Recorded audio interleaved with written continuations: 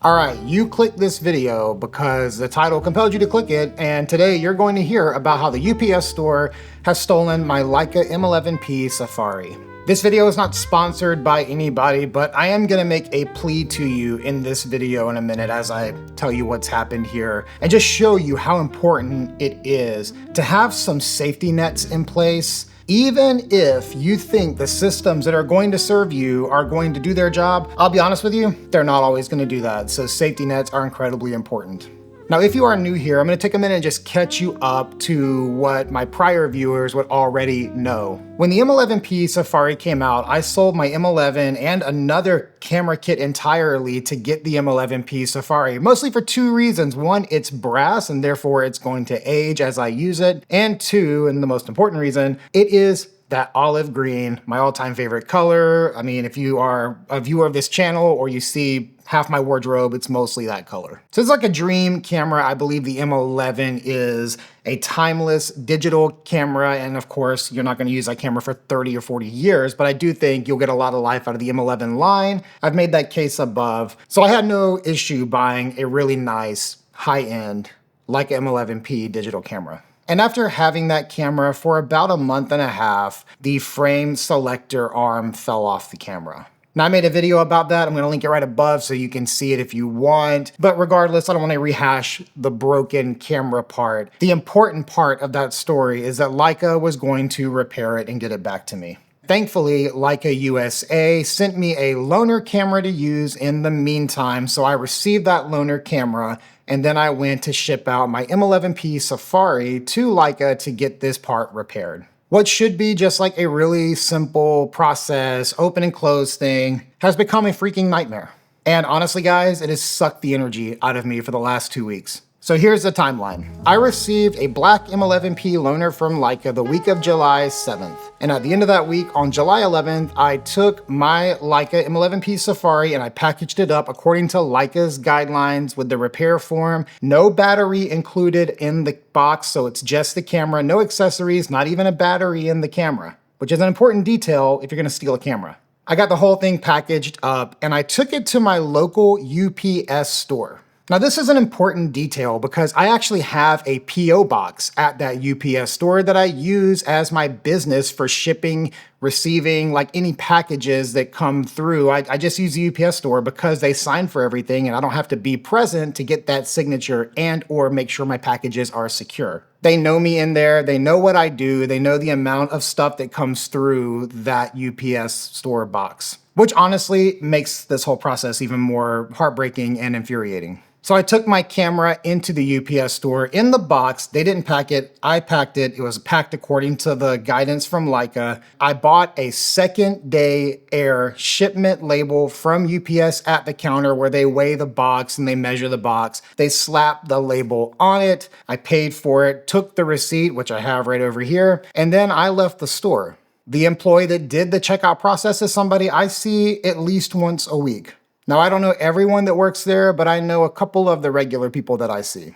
So that was the end of the week on July 11th. And then as a family, we drove down to Southern California. It was my son's birthday that week, so we took the kids to Legoland, and then we went to the San Diego Zoo. Leica was supposed to get that second day air shipment by Tuesday. And Tuesday happened to be my son's birthday, and I wasn't thinking about this at all. Because why would I? UPS has my package, and it's supposed to be on the way to Leica. When I got home at the end of the week, I reached out to Leica and I said, hey, did you guys get the camera okay? And they let me know they never received the camera.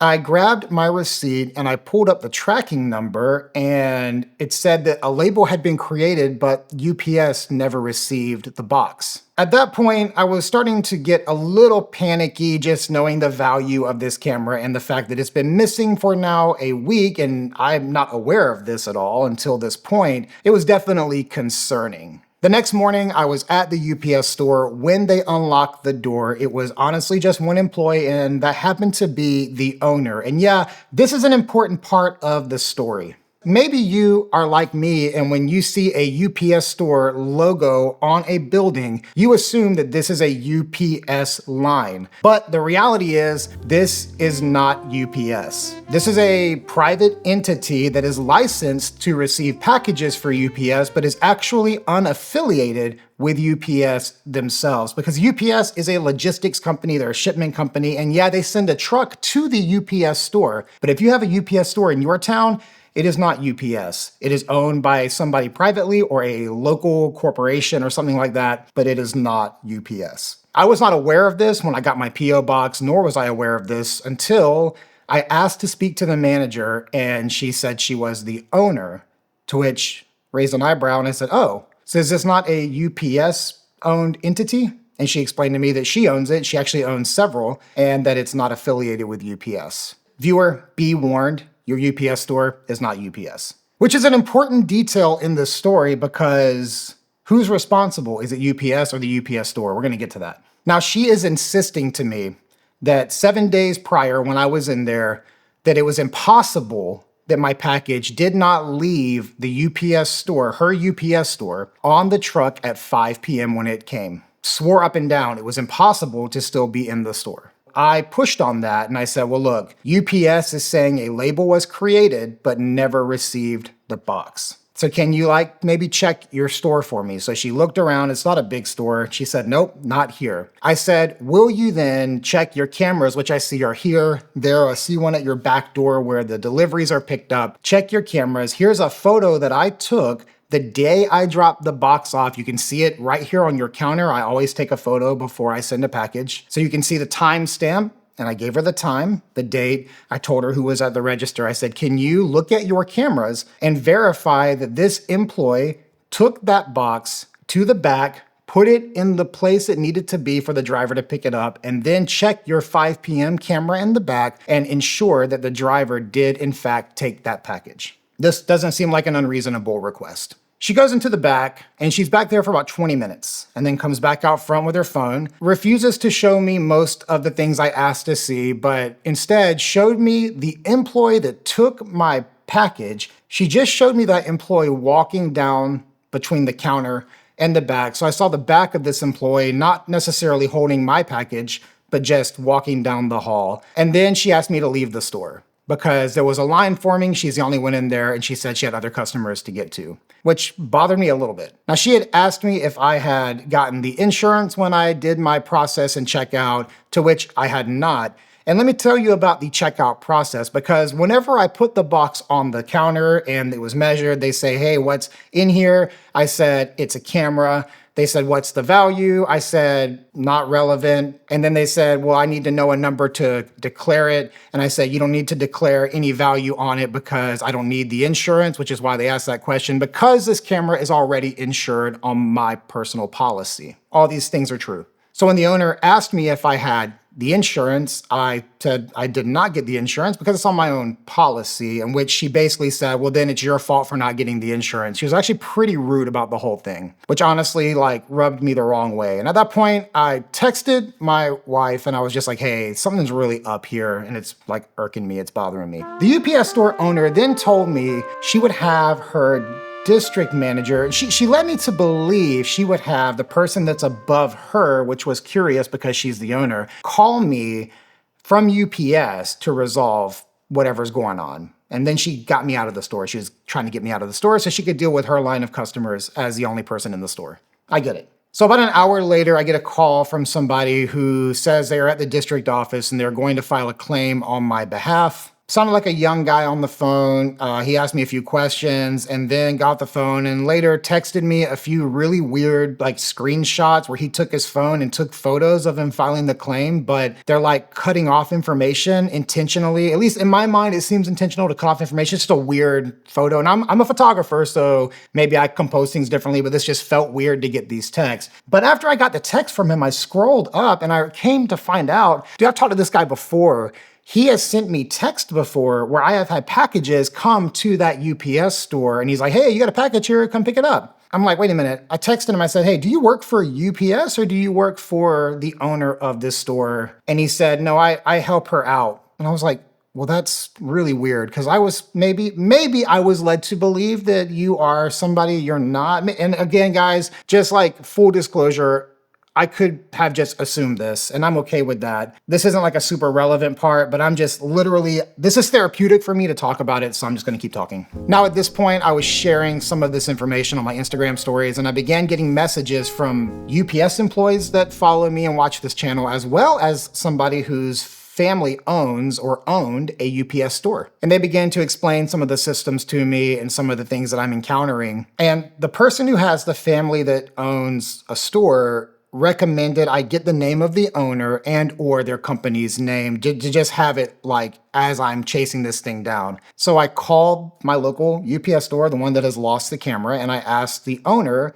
what her last name was or the name of her company, and she was not cooperating. She was like, it's not my fault, and like freaking out on me on the phone to the point where I had to say, okay, at this point, I'm going to record this call because it seems like you are being very dismissive and trying to like avoid just the most simplest basic thing, which is like, I just want to know the name of your company. So when I file with my insurance and they ask where this camera was misplaced or who was responsible for misplacing this camera, I have a name to give them. And when I said I was going to record the call, she gave me her name and her company name. So later that day, somebody reached out through my Instagram who has been an employee of UPS for 41 years, gave me their number, and I gave them a call. And they walked me through the logistics side of acquiring packages at UPS. So according to this employee, UPS truck driver picks up the packages and doesn't necessarily scan them when they come on to the truck. And it makes total sense because these guys are working very quickly to go get all the things they have to pick up. But he did explain that nothing leaves the truck without a scan.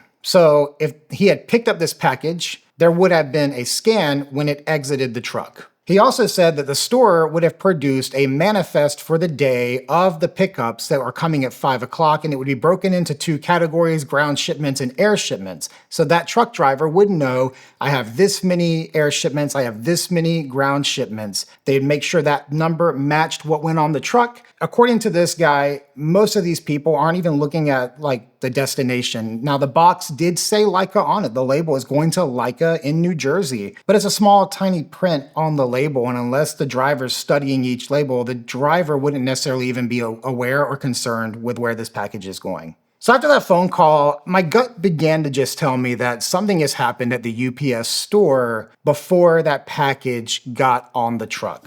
So I had no choice at this point, and I consulted with several close friends and family and some mentors that I have. I felt like I had no choice but to call the police. So I filed a police report against the store, against the owner of the store, against her company. I met with an officer, he took the report, and as he walked in the store, I went home. The next day, I got a call from that officer asking me to describe the camera in a little more detail for him and send him photos of it, to which I did. At that moment, I was a little hopeful that maybe he uncovered something, but I haven't heard back since, and it's been a week. At the same time, one of my business mentors connected me to a local attorney for a civil lane against the store. So I've got this criminal lane with the police, a civil lane with an attorney against the store. And that's like, both of these things are super slow processes. And in the meantime, like every day, I'm sitting here just like feeling anxious, feeling betrayed, feeling just overall, like the gauntlet of emotions that comes from like just not knowing. And you may have heard me talk about this before, like as a lifestyle, I try to practice like the philosophy of stoicism, which is kind of like a, letting go of things that you have no control over, like emotionally learning to just be okay or be content where things are, not necessarily worrying about things that are outside of that. And so like mentally, I've tried to just like peacefully let these things go because ultimately I know they are going to work out and be okay in one of these lanes. And this third lane we'll talk about in just a second. But it's been very difficult, if I'm just being transparent with you, it's been hard to just focus on anything other than just like the emotions that have come with this. Because it's been just really like sad, heartbreaking. Like at this store level, something has happened to this package. Whether a employee who maybe just doesn't like me threw it away, or perhaps one of their employees stole it. Perhaps it made it onto the truck and the driver lost it. Like, I don't know.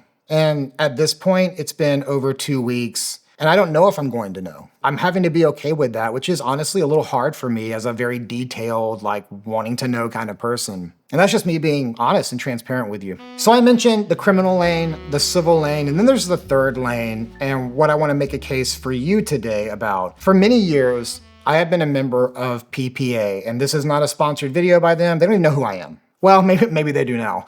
But for many years, I've been a member of PPA. I have their like plus membership. They've changed the name, I think, since I got PPA. And then I have an itemized rider of gear with them that ensures everything that I have that has value. I mean, not everything that I have has any real value, but the things that I do have are itemized by serial number with PPA, and I pay an annual premium based upon the value of that itemized list. Now, that's through PPA and Locked in Infinity, which is, I think, maybe a partner company. I don't really know how it all works. But regardless, I communicate through PPA, and everything I'm going to tell you now is about dealing with PPA. So let's roll the clock back to the day things went missing, and I'm feeling incredibly anxious. The store is being aggressive and dismissive towards me. UPS has no awareness that this package even exists. I'm not getting any information from them via the tracking number. So I call PPA and I say, look, here's what's going on. And the person that I spoke with, I honest to God wish I'd gotten their name. They were so full of empathy and frustration for me that it was the first time in that entire day that I actually felt heard and like valued in that moment. And that honestly helped me get through the day. And it was during that call that I got a link to submit a claim on my policy for the value of the Leica M11P Safari that I've only had for a month and a half. I filled that out that same day and got it to them, but I did ask, can I cancel this claim if anything was to like manifest and I get my camera back? And they told me up until the day that I cash the check, I can cancel this claim. And in all my years of being a photographer and having a photography business, I've never had a claim, not once, ever. I didn't even want to make a claim. I don't want that on my record. But regardless, I put that claim in, same day all this stuff went down. The next business day, I got a contact from PPA asking me just a few clarifying questions, to which I gave them a few more details. So we're on day 2 of communication with PPA. Business day 3, never heard anything. Business day 4, asked for a copy of the police report, to which I wrote back and said they didn't give me the report yet, but I do have the case report number, the name of the officer, and all this relevant info. So I emailed back and I gave them that info. The police report would not be available until 10 business days, so I had a little time to wait still. But I gave them that information, the case number, the officer name, all that relevant info for them. So that was business day 4. Business day 5, I got an email from PPA with a PDF letter attached that said what they were going to do, and PPA in 5 business days funded the replacement for my camera. Well, maybe funded is the wrong word. Like, they sent me a letter with the intent to fund it, with the check being mailed no later than 2 business days. But regardless, in 5 business days, this claim has been settled on their end or satisfied on their end, and they're mailing me a check to replace my M11P Safari. So I'm very grateful that PPA in 5 business days resolved this whole thing for me, gave me an empathetic ear on a very difficult day. Consider PPA if you need insurance, or even if you have like some other type of insurance, call your representative up and make sure your gear has good insurance with good people that'll respond quickly. So that's it, guys. That's the story. That's the current. I will gladly update this channel, but the best place to get real-time updates is on my Instagram, because as things develop, I will post them as they develop on my Instagram story to keep that community updated. Thank you guys for listening to me go on and on about this without any yummy B-roll or photos to show you in the process, just me talking. Thank you if you watched this whole thing. It felt good to talk about it and therapeutic. And as always, thank you guys so much for watching, and I'll see you next time.